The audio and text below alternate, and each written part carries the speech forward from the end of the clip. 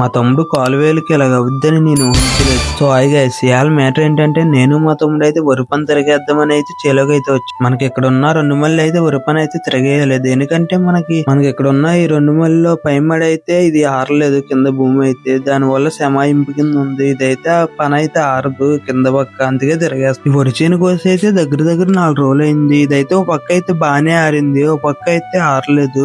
సెమాయింపు ఉంది కదా నేల, దాని వల్ల అయితే ఆరలేదు. మా తమ్ముడు నేను కలిపి అయితే 2 మళ్ళీ అయితే తిరగేస్తాం. మేమైతే పొద్దున్న వేరే చేలోకి వెళ్ళి ముందు కొట్టుకొని అయితే వచ్చాం. ఇక్కడైతే ఎండెక్కకి అయితే వచ్చాం. ఈ చేలోకి అయితే మా తమ్ముడు నేనైతే జాయిగా ఇంటికి అయితే సర్దుకుంటాం. మనకు ఇప్పుడు కనబడుతున్న ఈ కాలకొట్టంతా సేంతములతో నిండిపోయి ఉంది, సేంత చెట్లతో, పెద్ద పెద్ద చెట్లతో.